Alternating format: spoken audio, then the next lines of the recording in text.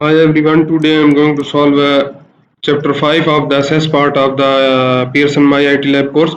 And if you want me to do any other part like PowerPoint part, Word part or Excel part, or if you want me to do your complete Pearson course, Engage course or Simnet course, or if you want me to do your math work, stats work, finance work, accounting work, nursing work, psychology work, stats work, or QuickBook works, you can contact me. You can contact me through my WhatsApp number. My WhatsApp number is given at the bottom of the screen and also given in the description of this video. Or you can contact me through my email address. My email address is given at the bottom of the screen and also given in the description of this video. Or you can directly click on the WhatsApp link which is given in the description of this video. And if you don't have time to do that one assignments, or if you want to get an A grade in your courses, you can contact with me. Now I am going to start that one assignment. Its name is Exp25 Assess Chapter 5 Cumulative Varmel Studio Twice. Its project description is given here so you can read it carefully. So you will understand what you need to do in this assignment. I am going to start from the first step. So by following these steps you can complete your work. In our first step, what is he asking? Start assess, open the file name exp25 assess chapter 5 cumulative Varmel studio. Twice Grader has automatically added your last name to the beginning of the file name. Our first steps involve the downloading of the SS file from the Pearson dashboard and then opening of that one file. I have already downloaded that one file and opened that one file. That's our file. What next he is asking to do in our second step? What is he asking? You will create a new table that will source for the lookup. Use the design view to create a new table. Add item ID as a first field. So we will copy that one and go to the design tab, create tab, and select the table design. And what is the first field name? He tells us the table item type ID. And what next he is asking to do? As a first name with the data type of auto number. So we will select the data type of auto number. There should be an auto number. That is auto number. What next he is asking? Add item type description as a second field. So we will copy that one and paste it as item type description, second field. And the data type for this one is short text and field size is 15. Data type is short text, and here we will type as a 15 as a field size. That is our field size. We will type it here as a 15. That's our step number 2. In our step number 3, what is he asking? Ensure item type ID is set as a primary key. So we will select the item type ID. That is our item type ID. We will click on the primary key. So that's now assigned a primary key. Save the table with the name as item type. So we will copy that one and save the table with the name of item types. We will save that one with the item types. That's our item types. Add to records action figure and post it. So we will go to the design datasheet view. That's our datasheet view. We will type as action figure and poster as a item data type, and second one is the poster.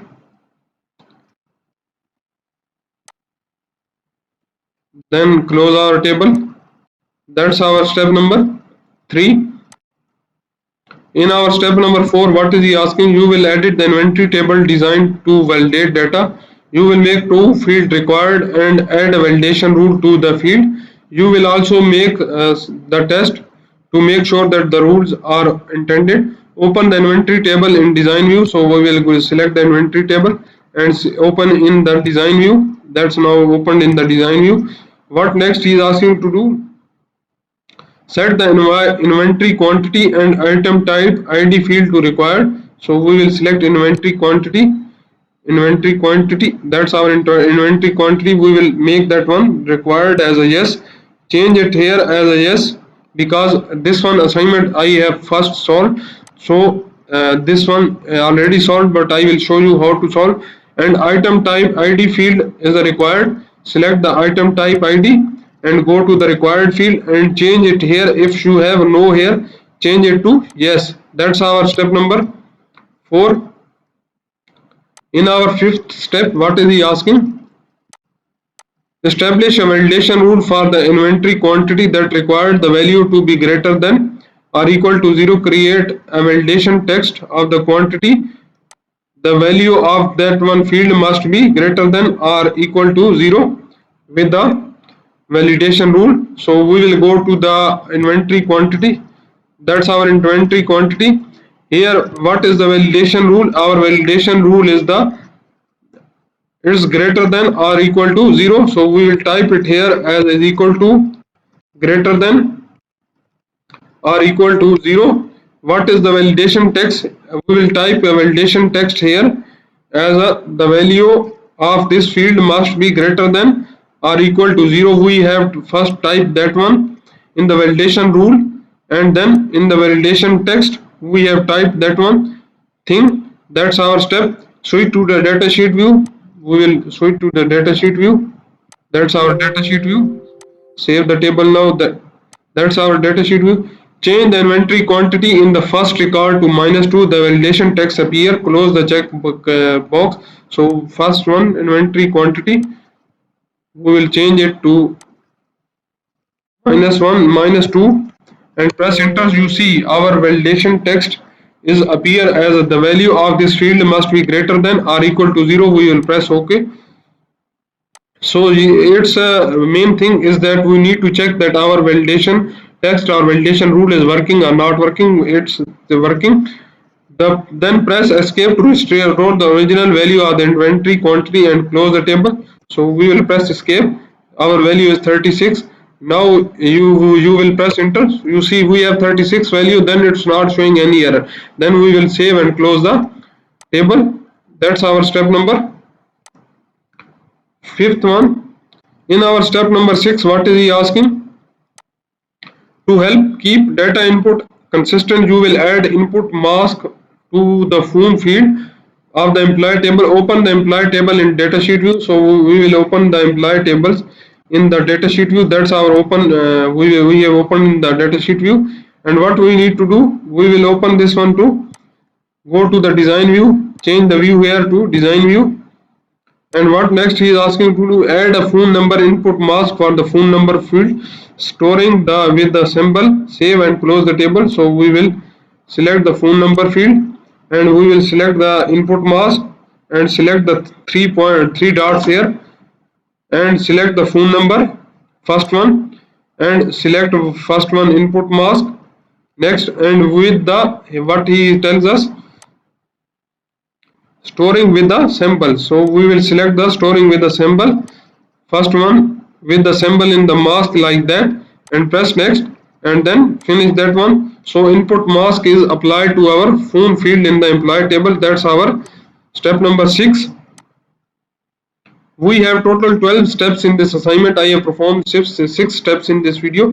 If you don't understand the steps I have performed in this video, or if you want to know the remaining steps of this assignment, or if you want me to do your complete Cengage course, Simnet course, Pearson course, math course, stats course, finance course, accounting course, or QuickBook course, or nursing assignments, writing assignments, you can contact me.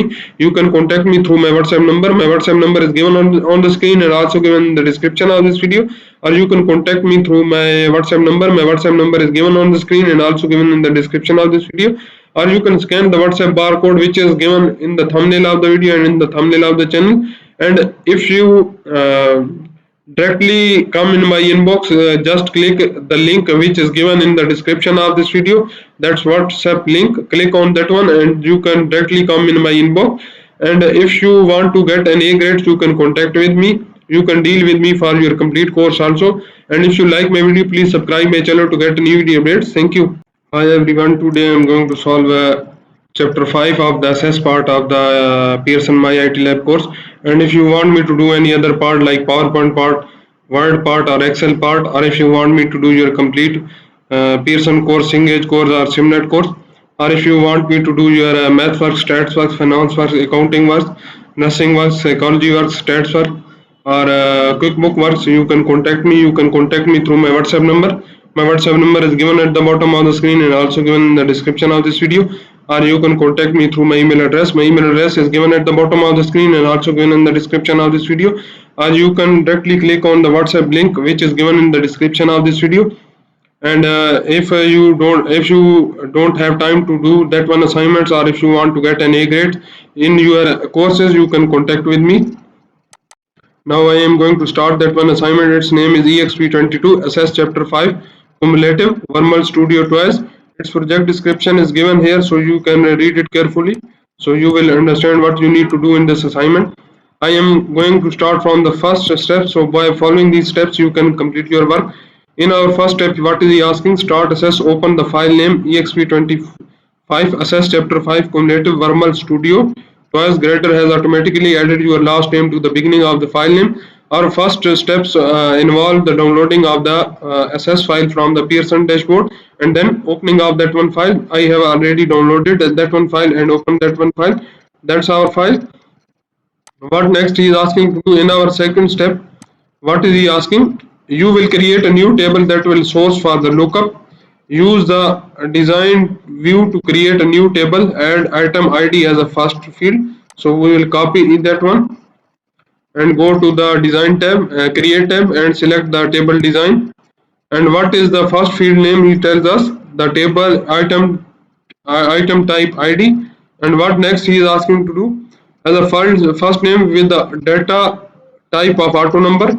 So we will select the data type of auto number. There should be an auto number. That is auto number. What next he is asking? Add item type description as a second field. So we will copy that one and paste it as item type description, second field. And the data type for this one is short text and field size is 15. Data type is short text, and here we will type as a 15 as a field size. That is our field size. We will type it here as a 15. That's our step number 2. In our step number 3, what is he asking? Ensure item type ID is set as a primary key. So we will select the item type ID. That is our item type ID. We will click on the primary key. So that's now assigned a primary key. Save the table with the name as item type. So we will copy that one and save the table with the name of item types. We will save that one with the item types. That's our item types. Add to records action figure and post it. So we will go to the design datasheet view. That's our datasheet view. We will type as action figure and posture as a item data type, and second one is the poster.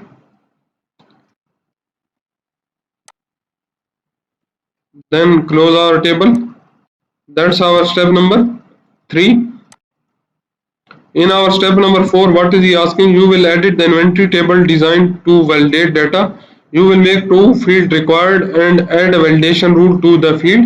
You will also make the test to make sure that the rules are intended. Open the inventory table in design view. So we will go select the inventory table and open in the design view. That's now opened in the design view. What next he is asking to do? Set the inventory quantity and item type ID field to required. So we will select inventory quantity. That's our inventory quantity. We will make that one required as a yes. Change it here as a yes, because this one assignment I have first solved. So this one already solved, but I will show you how to solve. And item type ID field is a required. Select the item type ID and go to the required field and change it here. If you have no here, change it to yes. That's our step number 4. In our 5th step, what is he asking? Establish a validation rule for the inventory quantity that required the value to be greater than or equal to 0. Create a validation text of the quantity. The value of that one field must be greater than or equal to 0 with the validation rule. So we will go to the inventory quantity. That's our inventory quantity. Here, what is the validation rule? Our validation rule is the is greater than or equal to 0. So we will type it here as is equal to greater than or equal to 0. What is the validation text?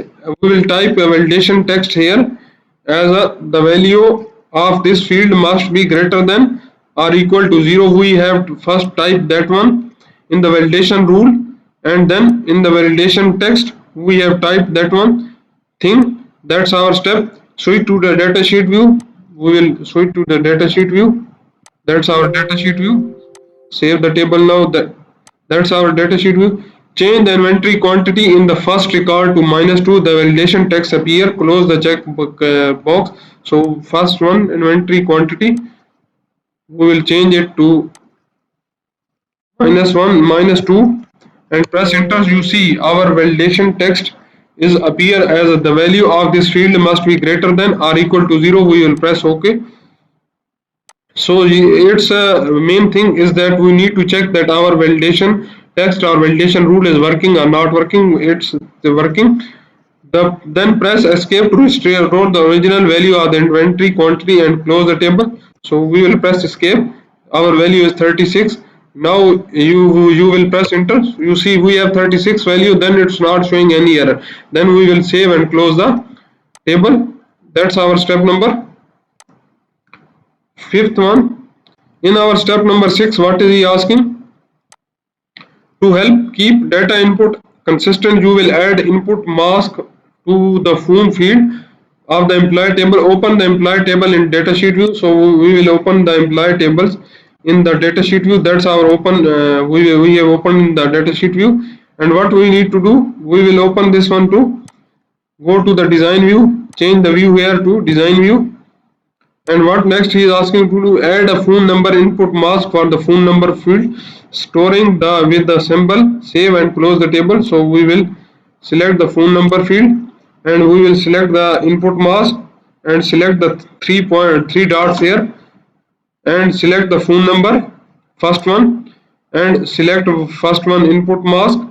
Next, and with the what he tells us, storing with the symbol. So we will select the storing with the symbol, first one with the symbol in the mask like that, and press next, and then finish that one. So input mask is applied to our phone field in the employee table. That's our step number 6. We have total 12 steps in this assignment. I have performed six steps in this video. If you don't understand the steps I have performed in this video, or if you want to know the remaining steps of this assignment, or if you want me to do your complete Cengage course, Simnet course, Pearson course, maths course, stats course, finance course, accounting course, or QuickBook course, or nursing assignments, writing assignments, you can contact me. You can contact me through my WhatsApp number. My WhatsApp number is given on the screen and also given in the description of this video. Or you can contact me through my WhatsApp number. My WhatsApp number is given on the screen and also given in the description of this video. Or you can scan the WhatsApp barcode which is given in the thumbnail of the video and in the thumbnail of the channel. And if you directly come in my inbox, just click the link which is given in the description of this video. That's WhatsApp link. Click on that one and you can directly come in my inbox.